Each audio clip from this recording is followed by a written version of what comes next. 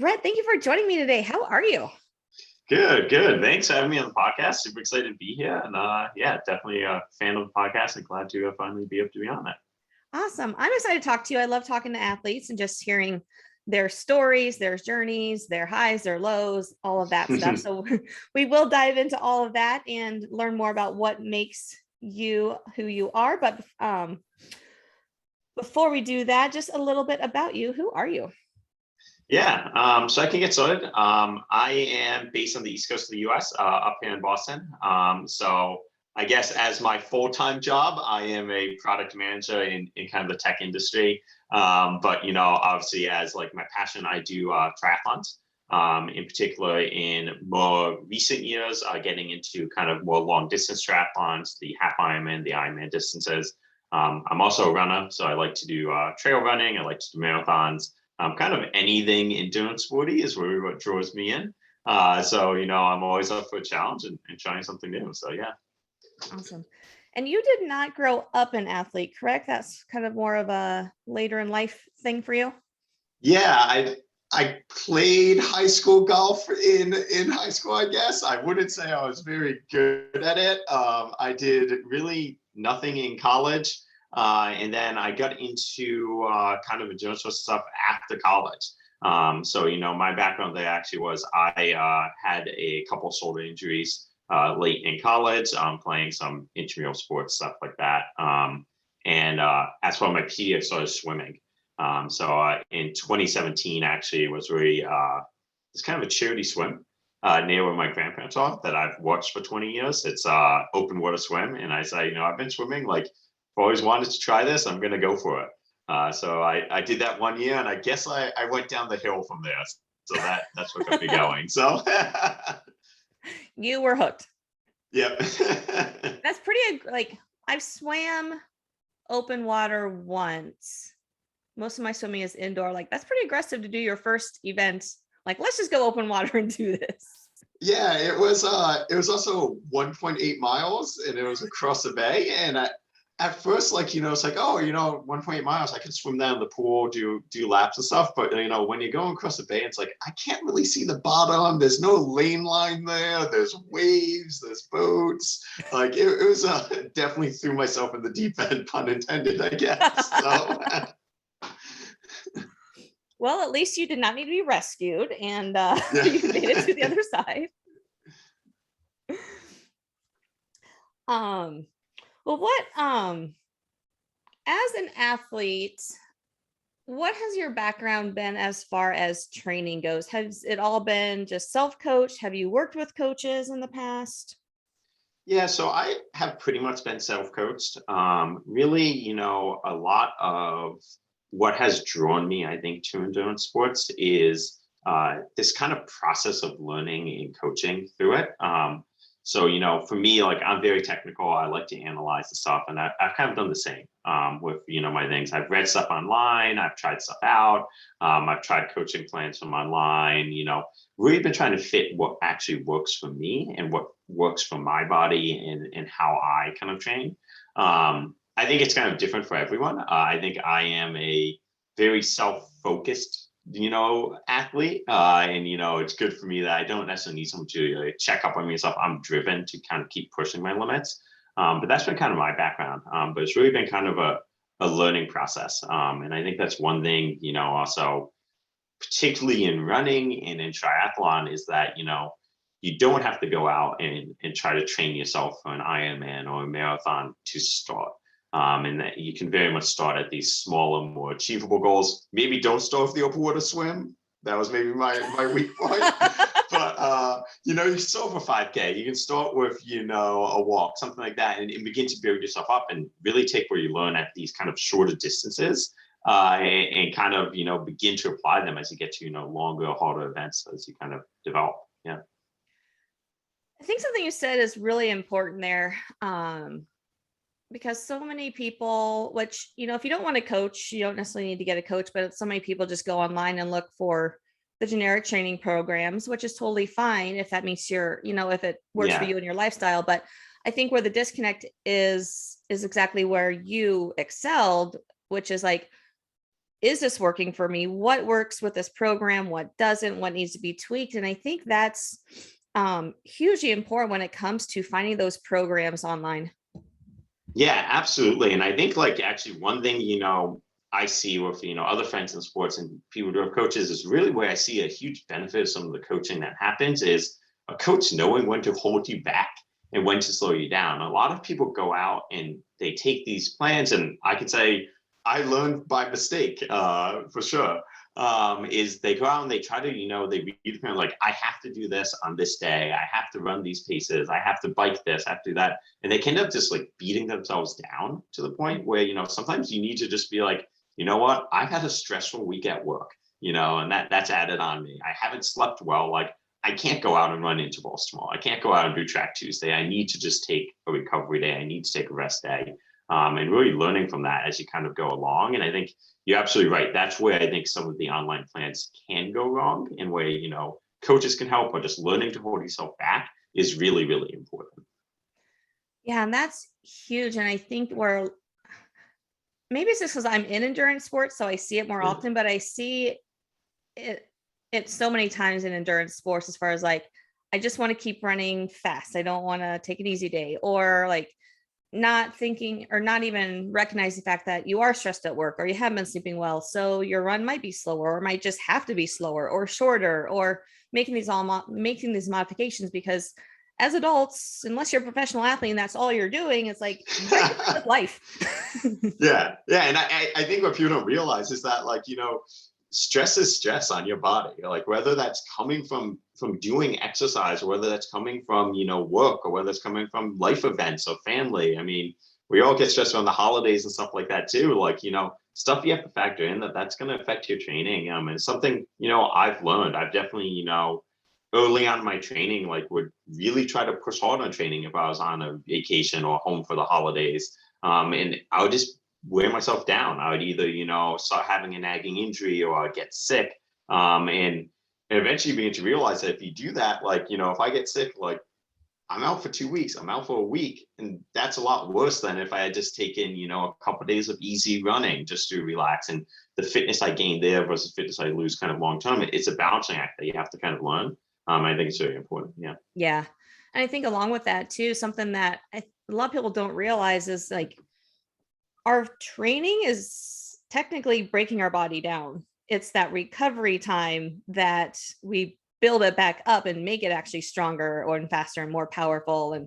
And like, so taking that time, whether it's a planned rest day or an unplanned rest day because of stress, can be super beneficial for that reason too. Yeah, and I actually, it's funny. Someone at my pool the other day saw me swimming, and they were just like, like, why do you like to swim? And I wasn't swimming particularly hard. I wasn't like, doing anything tough. And one of the reasons is like, for me, like, that's the perfect way I recover and I rest. It's like, if I have a stressful day at work, or if I've had a stressful workout, I will sometimes just go to the pool and I'll just swim for, an hour. Not hard, just go up and down the pool. I'll lose complete track of time. But, for me, it's a rest for both my mind, in terms of, you're kind of in that weird, like, you have no music, you have no one to call you, your phone's somewhere in a locker. And like also that little bit of active recovery, but also just, taking it easy and just taking that time to like reset yourself, think about, what you've done, is super important, I think, in the training and endurance community. So, Yeah. I think like the other thing for me, and I say this because I'm just coming back from a trip too, is every time I take a trip and I'm in a new area, I actually really sometimes enjoy running because I don't know where I'm going. And so I'm forced to focus on like, okay, you got to remember that turn. Don't get lost. You have to find your way back to the Airbnb. And you're not focused on any of the numbers on your wrist or on your watch. And you're just kind of like out there and going. That kind of forces you to take that step back, and really, just be in the moment, listen to your body, get a sense of what's going on, and kind of allows you to rejuvenate a little bit. So Yeah. It's funny. That's actually when I was in college, I ran competitively the first year of college, and then I kind of went a different direction. But that was kind of how I learned the town I lived in. Cause I'm like, on obviously my interval days and things like that, I was doing different, but like my weekend long runs is like, let's just run around the town and do like, go explore, pick up the streets. Yeah, all the time when we're on like trips and stuff with like family or with my wife, like, yeah, I'll go out, I'll run in the morning, then we'll be trying to navigate somewhere later in the day. We might be in like a foreign country. And she's like, how do you know these roads? I was like, well, I get lost and I took a wrong turn on this one and I went down that one. And then like, that's how you get around this like random location. Right, exactly. Exactly. Um, you kind of mentioned something in there that I think is really important to bring up, and I'd love for you to elaborate on it, is the wearables, the numbers, and really focusing on that. Because so many times it's like we just want to get a faster pace on whatever we're doing. We want to hit higher numbers. We want to, all these things. We want these little awards, but we also have to remember, like, listening to how our body feels, listening to kind of what's going on in the life, and not focusing so much on that.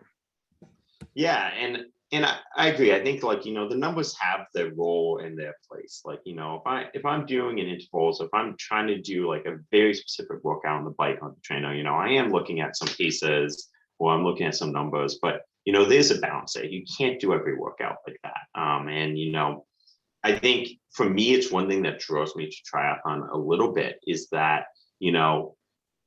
not everything is going to go perfect on race day. There's going to be stuff that you have to pivot to and you have to adjust to. And, there are going to be points when your body's feeling great and there's going to be points when your body's feeling not great. And I think if you're training just on those numbers, you're not going to know how to adjust in that moment based on how you're feeling. So, just going out and running or just going out and biking and just going with how you feel and turning off the gadgets a lot of the times, I think is a huge benefit. One, it gets you much more used to what your body needs and what those feelings are. And when you're on race day, what that actually, will be like, so you can adjust and you can pivot and, maybe you do have to, sometimes go harder than you want on a race because of certain conditions and then go easier at other points in time. And it's very important to kind of get used to that. And then, I also think just like sometimes for me, there's also a mental aspect of it. That, especially in longer races, we're out there for a long time. It's just you, your mind, and, no music, often not allowed in triathlon. And so, turning off the music, turning off, the watch, turning off the stuff, being able to just focus on what's going around. If you really listen to it, mentally helps you get through some of the actual race day events and actually preparing for that. But also I think like your body is normally the best numbers that you can have. I can start a run and without my watch being on, I can tell you if I'm going to come back, within 10 minutes at a good pace or a bad pace. My body knows when I wake up in the morning. And really getting in tune with that it's a huge benefit, I think, in the long run. Mm-hmm. Yeah, it can take getting some time to get there, but yeah, it's so important just to understand what your body's feeling, when it's feeling, and being able to, like you said, in the morning it's going to be a great run or a slower one, and kind of what your paces are going to be. And I think understanding that can be so helpful, especially when it's coming to race day. Like you may just wake up one morning on race day, it's like, you know what, I'm not feeling awesome, let's just go out and do the best that I can do today. Yeah, and I think that's super important to know, and super important to be able to kind of cope for us. Just be like, I'll go on race day isn't always to set a personal best, isn't always to win. It's really to do the best we can do in those conditions and in that day. And whether that be, you've had a tough week leading this race, or, you get sick or something that affects it, or whether it be, I think like you see this particularly in longer distance sports, in trail running and obstacle racing and triathlon, where, conditions are just not consistent. You're not running a 100-meter dash where, it's the exact same track. There are some days you might get out there and it might be snowing, it might be raining, and be able to adjust for that is really important. Kind of on the number of things, one thing I always also find fun to do, and it's kind of like a little game I play with myself, is I have a kind of a loop around where I live that, I run most days. Some days it's fun to just not look at the numbers, run the loop, and come back and kind of guess, like, how did I actually do on that? How did I feel? Like, I think I ran, 7 minutes, 7:30s, 6:30s. It's kind of fun to get that sense. And I think also that gives you a sense of, where your body might be. If you felt like you put out the efforts of like a hard, like, 6:45 pace or something on that, and you look at your watch and 7:30s when you get back, like maybe that means there's more stress on your life and maybe your body isn't recovered to the point that it needs to be. And that's something you can kind of take into account there. Yeah. And that's a great point. And I think a lot of that too is really important to pay attention to um, after a big race or after a big event. Cause I know like if I'm coming off a big event where my nervous system is tanked, it's like, I'll go do a recovery. Like I still remember one day, it's like, I'm not feeling too bad. I'll go do a recovery run half a mile. And I'm like, and I'm walking. Like I Yeah. was just so tanked. I'm like, yep, this isn't happening yet. I mean, same thing. Last year I had with COVID and a bunch of race deferrals. I had like a season I would have never planned for myself. And the 1 month last year, I did my first Ironman ever, a half Ironman, and then the end of the month was the New York City Marathon. And yeah, I got to the marathon. I was like, my body's not there. Like, I'm going to do the best I can this day. I'm going to push through, but like, I just know like my body's just not quite recovered where it needs to be. Mhm. And I think I could have done more damage to myself if I went out and said like, I'm going to try to run what I think I can run in a marathon or run as hard as I can. Whereas I had to actually say like, I need to scale this back and have reasonable expectations. So I'm curious what you do besides just, taking those recovery days when you need to. Like, what else are you doing from a sleep aspect, nutrition, hydration, etc., to help your body recover after you have those like big events or you're just feeling overly taxed? Yeah, so I think like, I guess I'll sort of kind of in that order: sleep, hydration, nutrition, in that order. For me, like sleep is important. I think like it's important to really budget time for the sleep. And it's a little tough for me because I'm a morning person. Like no matter when I go to bed, I'm up at 5, 6 a.m. in the morning, guaranteed. Guilty. And yeah, so really like making a practice of being in bed by 10 o'clock at night, and like sometimes if I need to going into race week, being in bed earlier, and making that actually a habit is really important, and actually trying to stick to it. And sometimes it has downsides, like I can't watch the Celtics in the finals right now. I have to record them because they start at 9 p.m. at night. Who knows Right. why? But making those adjustments on it. And then I also think just like in terms of nutrition, I generally try to eat pretty healthy overall. I'm not like super focused on anything in particular, but just making sure I'm getting high quality foods that if I find myself like craving snacking or something, or craving like, to me that means like I probably missed something in my diet, and maybe I should have had more oats. Like there's something my body's actually craving. And really learning to kind of balance and eat that and what your body actually needs. It's kind of a big one for me. And then I think like the last piece of my recovery that I think a lot of people don't consider is in long distance triathlon, we spend a ton of time training the three sports. We spend a ton of time running, a ton of time swimming, a ton of time, biking.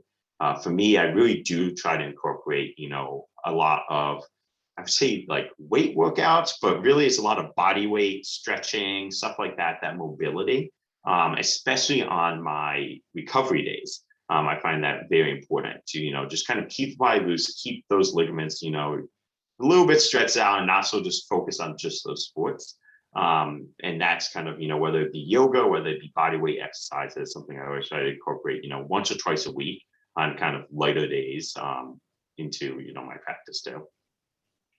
Yeah, that last part is so important. Because I call the unsexy side of sport. It's like doing the mobility work isn't fun. Doing the stuff just to keep your body moving better isn't fun. We don't go on social media and see the people doing that. Like, so it doesn't really look like they're doing that, but they are. I promise the elites are.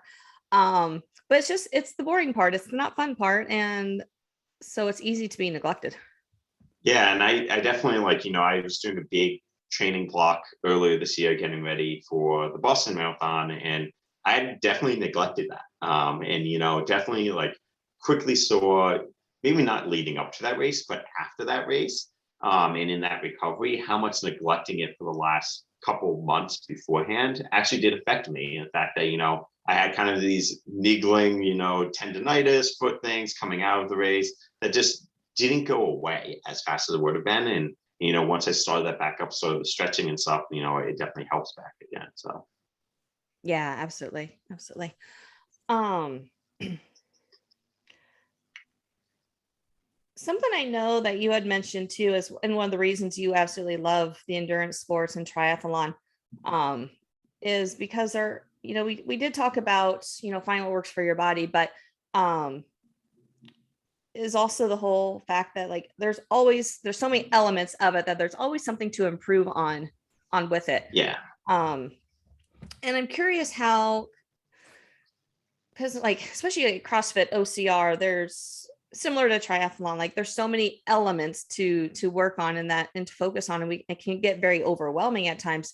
How do you really like figure out how to like work on everything, but also not like let thing like how do I Yeah. word that? I think you know what I mean. Not like neglect. Yeah, yeah. No, I think yeah, absolutely. One thing that I like about triathlon in this sport is that, you aren't gonna be the fastest swimmer out there. You're not gonna be the fastest runner out there, and you're not gonna be the fastest biker. And you're certainly not gonna be all three of those. If you look at any race, the fastest biker was not the fastest swimmer, was not the fastest runner. And so, you have to find what works for you, both in terms of day to day but also within the race, and piecing those puzzles together to get your best performance, whether that means going easier on a swim or harder on a bike. Kind of piecing that together, that kind of chess match you're always playing, is really what has drawn me to it. In terms of like how that goes into my training, I think is, I often do look at the races. I do look at what I think I want to improve at, and I often kind of break my training up into these more focused blocks of training. So, for me, uh, the winter is a great time to just do a really heavy focus on, I want to improve my swim during this block. And so I'm going to up, the number of times I'm swimming. Obviously, running outside here in the Northeast and biking outside is kind of a no-go, or gets slightly more dangerous. So, it's a great time to really focus on like, a lot of that, running, a lot of the swimming, and really focus on your technique and core there. Albeit I'm still running and biking, just not nearly as much. And then, going to the spring marathon season, I'll kind of pivot and focus a little bit on, running, and then, summer a little bit more on biking. And to me, one, it allows me to kind of, instead of trying to do everything at once, really devote my focus on, that session or what I'm trying to focus in that block. And my other workouts, are more about maintaining my bike fitness, maintaining my run fitness, more of that kind of easy, relax, zone 1, zone 2 kind of workouts. Whereas, really heavily focused on swimming. And two, it keeps it interesting, I think, like across the year, right? If you're trying to do the same kind of workouts, 3 runs, 3 bikes, if you're doing that every week, it kind of gets mind numbing, and we lose that, passion, and you have to kind of switch between those focuses and be like, hey, like I'm going to really focus these 2 months, see how I can do, what improvements I can make, and then kind of pivot really helps, I think, to kind of keep that focus, and be able to, break up your training a little bit across the year. But yeah, definitely, it's one thing I think about all kind of, and OCO is exactly like it, is that like, you kind of have to pivot on the day, the race, some people are good at one thing, some people are good at another thing. And I think that's one thing cool about these sports, is that when you go there, not there's a whole diverse type of people out there, because people are good at different things. That like, the build of a good swimmer looks very different than the build of a marathon runner. And then like when you get into triathlon, it's some weird spectrum in between of everything. And everyone has their strengths and everyone has things. I think that's really awesome to see. So yeah. Yeah, definitely.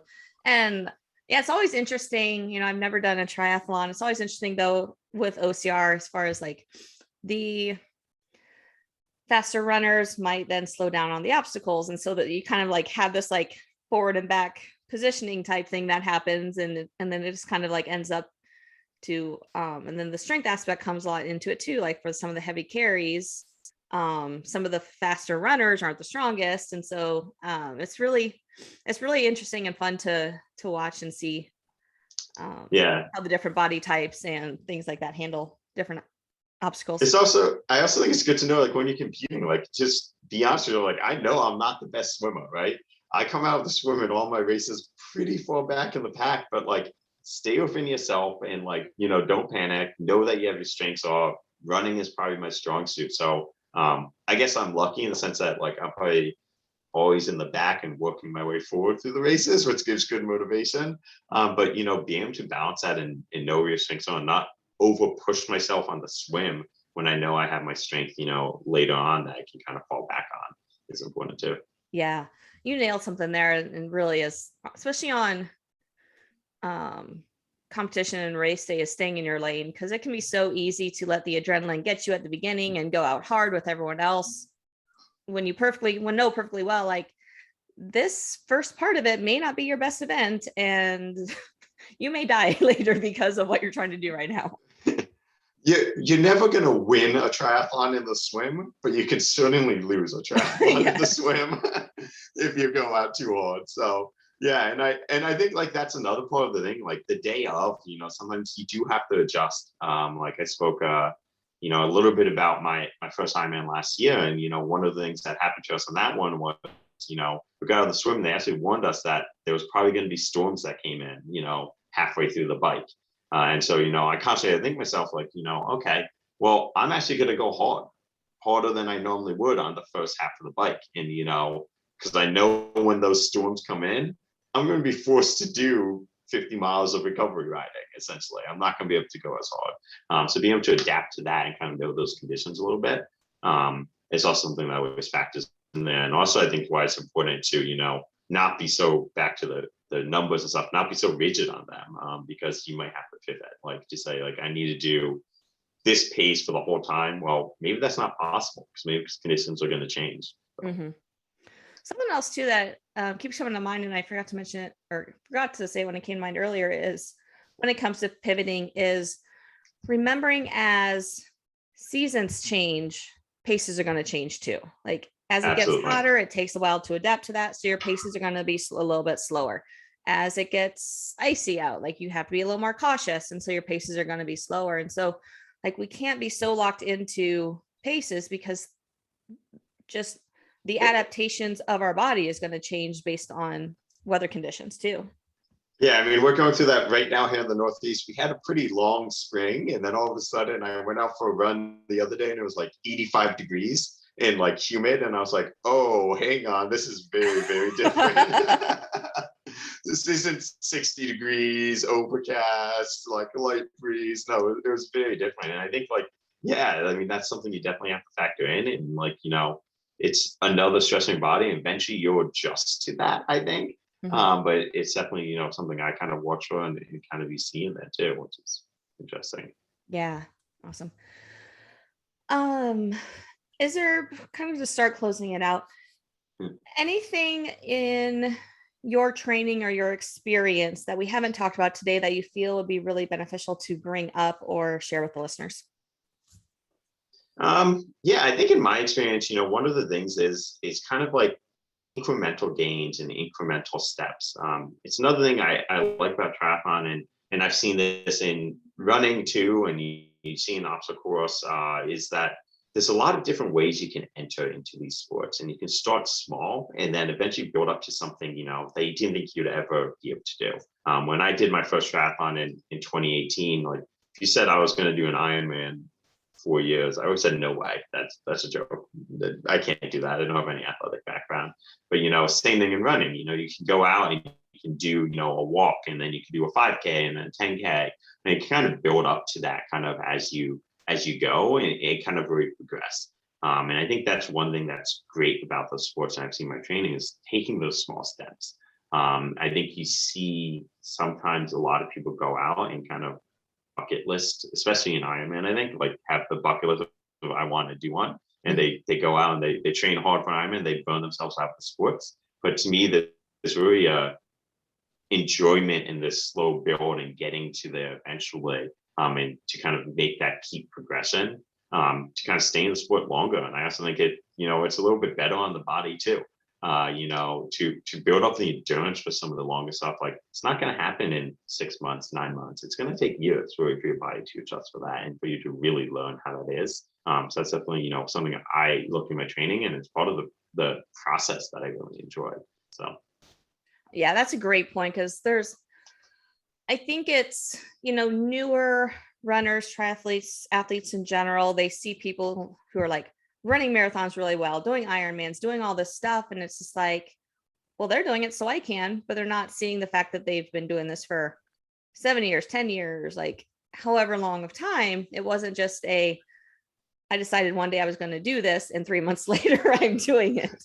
Yeah, and I'm sure like they could go out and they could train and they could finish one, but like they're gonna be beat up and they're gonna be burnt out, and like maybe not be able to stay in the sport as much. And if this is something you really want to make a lifelong change for healthy habits, or be able to stay in sport and avoid that burnout, is something to do. And actually that's something I did touch on, was avoiding burnout too. Is like one thing I always do is end of season I take time off. I don't do anything except maybe if I feel like going out for a jog, or if I feel like going for a long walk or hike, I'll do that. But I'll take a couple weeks off, because you kind of need that mental reset every now and then. So yeah. Absolutely. And, and all like major sports have their season and their off season. Like, Yeah. or whatever, for the most part, endurance sports, they have it, but at the same time they don't, because you can find races year round if you want to travel and that sort of thing for them. So it is important to figure out like, what is your season going to be? And, not that you have to take like a month to do absolutely nothing, but take a month just to go play, go have fun, just do some easy recovery stuff and let your body recover. You don't need to just sit around on the couch, but go do other sports, try something new. And I think that's the important. I think a lot of people worry that they're gonna lose all their fitness in that month or every game they made the year. But if you stay active and stuff, it comes back pretty easy, the next year. And whether that be the Northeast, go skiing a little bit, or go hiking, or try something new. I've tried to learn to ice skate plenty of times. That never ends well for me, but so. And even if it's just the same sport, like I know for me, I'm in the Phoenix area, our big competition season is the winter for the most part, and early spring. And it's like by the end of that time, I'm just like, I'm ready just to train for a while and just kind of like not be stressed, not think about what competition do I have next and do I need to train for. It's just simply like, let's just train and have fun again for a bit. Yeah, just like you need why that. we started doing it in the first place. Yeah. And I think there's other ways you can mix up, like with running stuff, whether it be like doing trail runs too, just doing something different than you normally do is a good way to kind of mix up and get that passion and keep the drive going. So yeah, absolutely. Awesome. Well, Brett, you've shared some really great information about training, about your experiences and everything. If anyone just wants to connect with you, where can they find you at? Yeah, probably the easiest spot is I do have like a personal website and blog. Really simple. It's brettmusco.com. It links out to my socials from there. But on Instagram, I'm also keep on trying on Instagram. So anyone can reach out to me there, or any other areas online. Awesome. Well, thank you so much for your time today. This was a fun conversation. Awesome. Yeah. Thanks for having me on, and super excited for the podcast.